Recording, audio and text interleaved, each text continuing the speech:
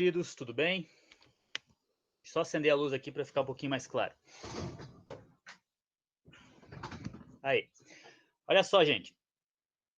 Em geografia, o que a gente tem visto nas últimas aulas, tanto comigo quanto com o professor Alan, né, tem sido a questão da população brasileira, né, a formação da população brasileira. Como é que os brasileiros são o que são hoje, né? Por que é que nós temos este número de pessoas vivendo no Brasil hoje? Como é que nós podemos definir a quantidade de pessoas que estão no país? A nossa população, ela é mais velha, ela é mais nova, ela é mais jovem? Como é que funciona? Tá? Isso tudo a gente vai ver ao longo da aula de hoje e nas próximas, tá? Essa questão da população brasileira. Para a gente entender como é que nós somos o que somos hoje, nós temos que perceber que o Brasil é um caldeirão de culturas. A gente já viu isso bastante em ensino religioso, e em geografia a gente vai ver a mesma coisa. Tá? O Brasil é um caldeirão de culturas, e inevitavelmente as populações envolvidas na formação do brasileiro é muito variada. Tá? Elas são muito amplas, são muito variadas. Né? Então, a gente vai ver que a nossa população de hoje ela é fruto de um processo histórico. A gente vai poder entender como é que as pessoas no Brasil são fisicamente, ó, da forma que são hoje, né? A gente vai ver que ela é uma resposta histórica, né, a um processo, tá? Histórico e geográfico, né? Porque a população vem sendo distribuída através de vários povos diferentes, de várias culturas diferentes, e, claro, vão se espalhando pelo Brasil, tá? Em lugares e espaços diferentes e distintos. Ok, meus queridos? Então vamos lá. Eu vou apresentar para vocês algumas imagens aqui, a gente vai vendo junto, certo? Uma guia do Chrome. Aqui. Beleza, estão vendo lá? Ok. A formação do povo brasileiro, meus queridos. Olha só, primeiro, a população brasileira ela é bastante miscigenada. O que, que é a população? Desculpe, o que, que é o termo miscigenado? O que é que ele significa? O que é que significa miscigenado? Vem de miscigenação, né? Que significa mistura, tá? A mistura de vários povos. Então, ó, se a gente falar que a população brasileira é bastante miscigenada, é porque ela tem uma grande mistura, tá, de povos diferentes, certo? Isso ocorreu em razão da mistura de diversos grupos humanos que aconteceu no país. São inúmeras as raças que favoreceram a formação do povo brasileiro. Tá? São várias as raças que ajudaram a formar o povo brasileiro. Né? Primeiro, meus queridos, os índios. Os índios são a matriz básica, né, da formação brasileira. Por quê? Porque os índios é que habitavam a América, o continente onde está o Brasil hoje, quando os portugueses chegaram, certo? Os índios é que habitavam. Então, os primeiros povos a darem origem à população brasileira foram os indígenas, que já estavam aqui, os primeiros, certo? E os portugueses que acabaram encontrando com eles, tá? Então, a partir desses dois povos, do encontro desses povos, começaram as misturas, certo? Os casamentos entre vários colonos, indígenas e por aí vai, tá? Na sequência, nós temos também o povo africano, que é muito importante, tá? Para a construção do povo brasileiro, né? Que veio para o Brasil não de livre e espontânea vontade, tá? Eles vieram como escravos, tá? Vieram como escravos ao longo de todo o século XVIII e XIX, 16, desculpem, 17, 18 e 19, tá? E finalmente os imigrantes europeus e asiáticos, principalmente portugueses, né? Principalmente, mas não só, principalmente portugueses. Então, pessoas com nomes como o meu, por exemplo, sobrenome, né? Moraes, tá? Moraes Silva, Moraes, enfim, Santos, esses nomes assim que são ao mesmo tempo termos da língua portuguesa, né? São pessoas que têm sua origem nos povos portugueses, certo? Só que assim, ó, é difícil a gente falar assim que alguém no Brasil é exclusivamente de uma única raça. É difícil, porque no Brasil, embora as pessoas carreguem sobrenomes específicos, sempre há parentes, existem ascendentes, enfim, que acabaram tendo relações e casaram-se e tal com pessoas de raças muito diferentes, certo? Então é sempre um caldeirão de misturas, o que acaba enriquecendo o povo brasileiro, tá? Vamos lá. Olha só, aqui nós temos alguns exemplos, tá, do que seria essa mistura no Brasil, né. A gente chama de mulato, basicamente, ó, a professora Carlise falou agora há pouco dos anjos mulatos, né, que o mestre Ataíde pintava lá em Minas Gerais, né. Então, ó, o que é que seria o mulato basicamente, tá? Basicamente ele seria um europeu, branco, enfim, né, misturado com um africano negro, certo? Então, da mistura dos dois nasceria o mulato. Aí nós temos um exemplo aqui de mulato, ó, tá? Aqui no primeiro quadrinho. Na sequência, nós temos caboclo mameluco, né, que é a mistura de europeu e índio, certo? Aqui. E finalmente o cafuso, que é uma mistura de negro e índio, tá? Aqui basicamente, certo? Ok? Esses três nomes aqui são muito importantes, tá? Eles têm uma, uma importância fundamental para a gente entender a formação da população brasileira. Vamos lá. Agora, além desses três que eu falei, os indígenas, os europeus, os portugueses, tá? Os portugueses, os indígenas, os portugueses e os africanos. Quais foram os povos que vieram em maior quantidade para o Brasil de outros países? Vamos lá. Olha só, principais imigrantes europeus no Brasil. Da Europa vieram muitos imigrantes para cá, né? Vamos ver aqui como é que se deu esse processo. Com a proibição da entrada de escravos em 1808 no Brasil, e finalmente com a abolição da escravidão em 1888, os europeus vieram a suprir a mão de obra em cafezais, plantações de cana, de açúcar, entre outros. Como é que, eh, quais foram os povos então que supriram a mão de obra nesses cafezais, nas plantações de cana-de-açúcar, nas pequenas indústrias que estavam começando no Brasil? Quem foram esses povos? Primeiramente, os italianos, certo? Aqui é por quantidade, tá? Vamos lá. Os italianos, né? Os alemães, vieram muitos alemães para o Brasil. Poloneses, veio muito polonês para o Brasil. Ucranianos, japoneses e asiáticos. Esse nosso texto aqui separou, né, os japoneses e asiáticos. Os japoneses são asiáticos também, né? Mas pelo número grande de japoneses vindo para cá, acabou sendo dividido como uma nacionalidade específica, ó, os japoneses, né? E finalmente os asiáticos, tá? Que são o quê? Os asiáticos? Chineses, tailandeses, enfim, entre tantos outros, tá? Então, basicamente, os grandes povos que vieram assim em grandes contingentes, né, em grandes grupos para o Brasil são italianos, alemães, poloneses, ucranianos e japoneses. Aqui nós temos alguns exemplos deles, ó, algumas famílias. É, aqui o primeiro aqui, né? Tanto o alemão quanto o austríaco, né? A cultura é muito semelhante, tá? Aqui os italianos, enfim, né? Aqui as danças típicas dos países, tá? A gente consegue ver, né? A importância que esses povos tiveram. Em Santa Catarina, diferente de outros lugares, tanto italianos quanto alemães, eles, ou austríacos, enfim, eles têm uma grande contribuição, tá, cultural, né? Porque eles fazem parte do contingente populacional assim em grande quantidade, tá? Esses alemães, italianos, austríacos, ucranianos, entre outros tantos, né? Então, essa população que veio para o Brasil em busca de melhores condições de vida, acabou contribuindo também para a riqueza cultural brasileira, certo? Aqui nós temos um quadro bem bacana da pintora Tarsila do Amaral, que se vocês não estudaram ainda com a professora Carlise, vocês vão estudar sem dúvida, né? Essa pintora, ela é um gênio da pintura brasileira, tá? Ela é brilhante, né? A Tarsila do Amaral. E esse quadro dela mostra, ó, o nome dele é Operários, né? A ideia da Tarsila do Amaral é mostrar a diversidade da população brasileira. Podem ver, tem de tudo aqui, né? Tem todo tipo de gente aqui nesse quadro, para mostrar como o Brasil é bastante rico, né, na questão populacional e racial, certo? Vamos lá. O histórico das migrações no Brasil. A gente teve 4 grandes períodos históricos da imigração no Brasil.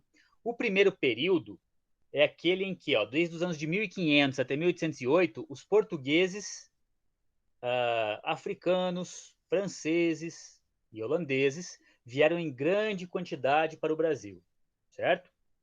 E claro, acabaram casando-se com índios ou entre eles, aquela coisa toda, né? E acabou criando e contribuindo para a população brasileira.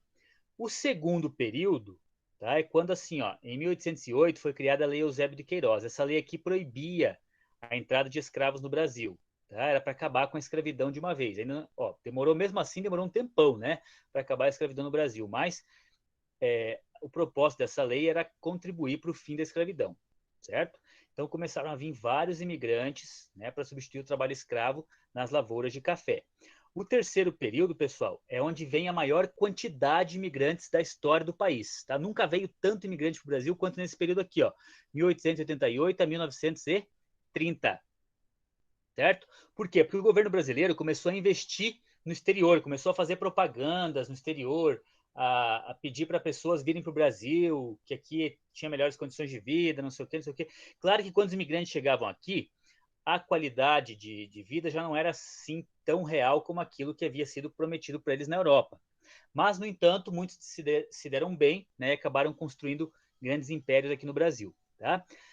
O quarto período, finalmente, é de 1930 até os dias de hoje. Né? Houve uma queda no fluxo migratório, tá? Diminuiu as pessoas que vêm de fora para cá, mas aumentou o número de brasileiros que vai para outros lugares, Estados Unidos, Europa, e tentar melhores condições de vida. Aumentou o número de brasileiros que vai embora, tá? Nesse período aqui, ó, o quarto período. Né? Digamos assim, ó, nesses 3 períodos nós temos o movimento migratório das pessoas que vêm para cá, certo? E a partir do quarto período é quando os brasileiros vão para fora, né, em grande quantidade. Não quer dizer que não existam pessoas que venham, né, mas a maioria delas, nos dias de hoje, vão para fora do Brasil, certo? Claro, aí existem os vários tipos de migração, enfim, né, nós temos a migração interregional, que é quando as pessoas dentro de uma muda, né, para regiões diferentes do país, tá? E intrarregional é quando pessoas da mesma região ficam nessa mesma região. Por exemplo, se eu sou de Santa Catarina e vou para o Rio Grande do Sul, tanto Santa Catarina quanto o Rio Grande do Sul são da região sul, né? Isso a gente chama de movimento de migração intra-regional, certo? Agora, se eu sou catarinense, ó, e vou lá para o Sergipe, no Nordeste, então, ó, eu mudo de região. Eu sou da região sul, mas vou para a região Nordeste. Então, eu mudo de região. Aí nós chamamos de migração interregional. Tá legal? Olha só, imigração e emigração. O que é que são esses dois termos? O que é o imigrante, meus queridos? É a entrada de pessoas em uma região ou país que não seja a sua de origem. Então, o imigrante é todo aquele que vem de fora do Brasil para cá, certo? Então, vamos lá. Vamos pensar num chinês que sai de lá e venha para cá hoje. Nós chamamos ele de imigrante, certo? Muito bem. E o emigrante é as pessoas que saem de um lugar e vão para outro. Então, as pessoas que saem do Brasil a gente chama de emigrante, tá? Que vai embora do Brasil para outro lugar. Por exemplo, um brasileiro que vai lá para a China, vai morar lá. Pois é, então a gente chama de emigrante, certo? O contrário do imigrante. Também temos o chamado movimento pendular. O que é movimento pendular? O pêndulo, não sei se vocês já viram algum pêndulo. O pêndulo é aquela coisa que fica assim, né? Para um lado, para o outro, para um lado, para o outro. Fica desse jeito aqui, tá? Isso é o pêndulo, que sai de um lado, vai para o outro, mas volta para o mesmo lado. É isso que é um pêndulo, né? A gente chama de movimento pendular aquele deslocamento populacional diário, ou seja, vamos imaginar assim, aqui para nós isso é incomum, tá? É incomum porque a gente mora numa cidade pequenininha, né? Então a gente não faz esse movimento pendular. Mas, por exemplo, digamos que eu sou de Santa Cecília, mas trabalho em Ponte Alta. Então eu vou para Ponte Alta todo dia e volto. Eu moro aqui, mas trabalho lá. Então, quer dizer, eu vou para lá e volto todo dia. O nome disso é movimento pendular. É bastante comum em cidades grandes. Por exemplo, pessoas que moram em Curitiba, mas trabalham em São José dos Pinhais. Pessoas que, sei lá, moram em. Aqui nós temos um exemplo aqui embaixo, ó, né? Moram em Curitiba, mas trabalham em Araucária, em Piraquara, Colombo, ou seja, são todas cidades emendadas em Curitiba, né? Então, quer dizer, isso é muito comum nas cidades mais grandes, nas cidades imensas, né? Nessas é bastante comum o movimento pendular, tá? Para nós aqui isso não é muito habitual, né? Na verdade é até habitual no sentido do trabalho, né? Por exemplo, algumas pessoas que saem daqui todo dia e vão trabalhar, sei lá, no Alho em Curitibanos ou sei lá, na Maçã, em Fraiburgo, é comum, né? Eu conheço várias pessoas que vão saem daqui todos os dias e vão trabalhar em Fraiburgo colhendo maçãs, né? Bem comum, tá? Então, esse movimento pendular é o que nós chamamos quando a pessoa sai da sua casa e vai para outra cidade trabalhar e volta todo santo dia, né? Muito bem. Agora a gente vai ver um pouquinho da população brasileira de maneira mais detalhada, né? Nós já vimos ali a formação dela, tá? Agora a gente vai ver um pouquinho da população brasileira, certo? A nossa população é uma população que cresce muito, mas ela teve uma redução de crescimento bastante acentuada nos últimos tempos. Antes, era bastante comum a gente ter famílias com 12, 13, 15 filhos, né? Hoje, se vocês forem observar, não é tão comum, né? Nós temos famílias com 3, 2, às vezes um filho, né? Então, no Brasil, houve uma queda no crescimento da população. As pessoas reduziram o número de filhos e, naturalmente, a população não diminuiu, tá? A população ela continua crescendo, mas ela cresceu de forma mais lenta, certo? Então, aqui, ó, de 1940 até 1960 foi registrada a maior evolução das taxas de crescimento do Brasil, tá? 2,9% ao ano. Olha aqui, ó, em 1940 a taxa de crescimento era esse aqui, ó, 1,49. Em 1950 era esse daqui, ó, a taxa de crescimento, né? Em 1960 foi a maior de todas, tá? A década de 60 para 70 foi a maior, né? Na década de 70 exclusivamente reduziu, reduziu, reduziu, e nos anos 2000 que nós estamos agora, né? Houve uma grande redução, ó, da população, do crescimento populacional brasileiro, tá? Muito bem. Por que houve essa redução? Além das pessoas diminuírem os seus filhos, vamos entender esse processo juntos, tá? Vamos lá. Aqui nós temos alguns responsáveis por estas quedas. Eles estão divididos nesse quadro em natalidade e mortalidade. O que é natalidade, meus queridos? É nascimento. Mortalidade é fácil, é morte, tá? Então vamos entender aqui, ó. Na questão da natalidade, o que é que isso aqui tem a ver com o aumento da população brasileira ou redução? As pessoas começaram a planejar as suas famílias, certo? Isso aqui não existia no Brasil de antes. Tá? No Brasil de 50, 60 anos atrás, não existia planejamento familiar. O que é planejamento familiar? É quando o casal senta e pensa assim: ah, eu acho que nós vamos ter só 2 filhos, porque é mais fácil, é mais barato, não sei o quê, blá, blá, a gente consegue dar mais coisas para eles, aquela coisa toda. Então, isso é o planejamento familiar, certo? Aumento do custo da criação dos filhos. Ficou mais caro criar os filhos agora, né? Nos dias de hoje é muito mais caro criar os filhos. Por isso as pessoas estão reduzindo as suas famílias, certo? Para não ter tantos gastos.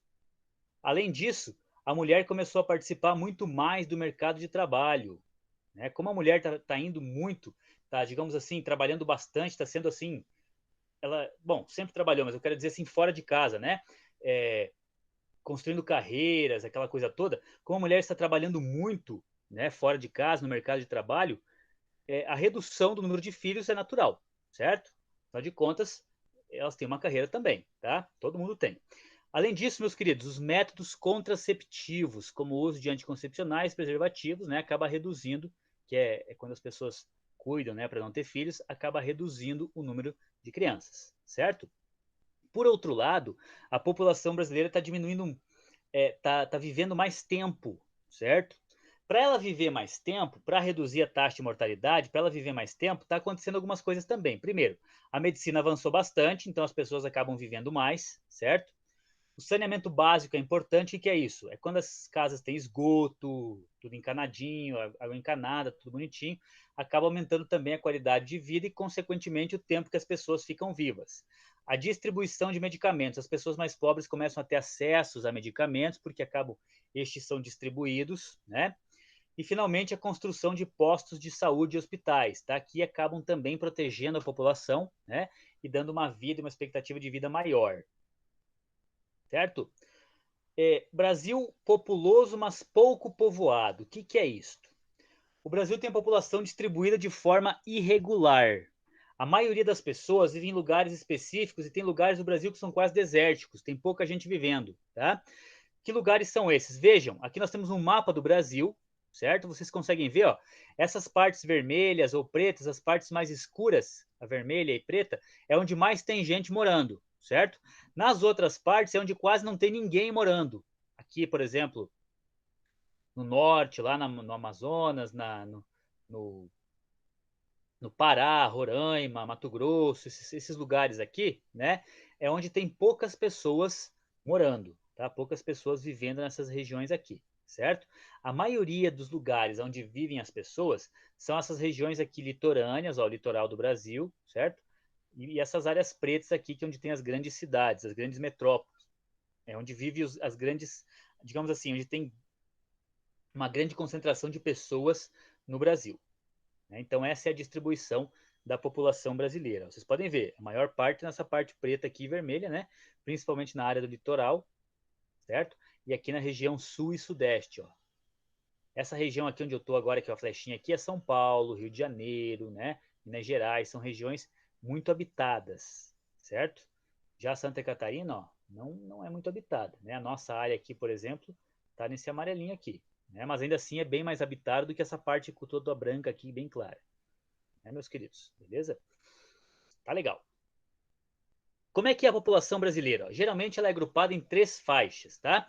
Os jovens de 0 a 19 anos, os adultos de 20 a 59 e os idosos acima de 60. Na população brasileira, os jovens estão diminuindo bastante, tá? Os jovens são um grupo bem pequeno hoje. Não era assim, tá? Hoje nós temos no Brasil uma grande quantidade de adultos e de idosos. Por quê? Como as pessoas vivem mais tempo, né? Elas acabam permanecendo nessas estatísticas muito mais tempo também, tá? Então, naturalmente, ocorre que o Brasil tenha uma população com mais idosos e adultos, né? E com menos jovens, certo? É possível, esses dados aqui, meus queridos, são de antes da pandemia, tá? É possível que depois que passarmos por essa fase horrível de pandemia, esses dados mudem severamente, mudem bastante, tá? É bem possível, né? Por quê? Porque o coronavírus ele não ataca só os idosos, lógico, mas ele devasta a população dos mais velhos, né? E isso provavelmente vai ter uma grande consequência nos novos dados que nós teremos a partir do ano que vem, certo? Torcendo para que ano que vem já não tenha pandemia, naturalmente, tá?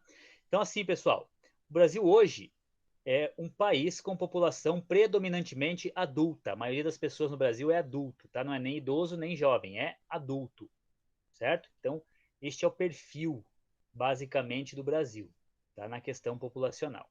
Certo, meus queridos? Beleza? Vamos retornar ali então.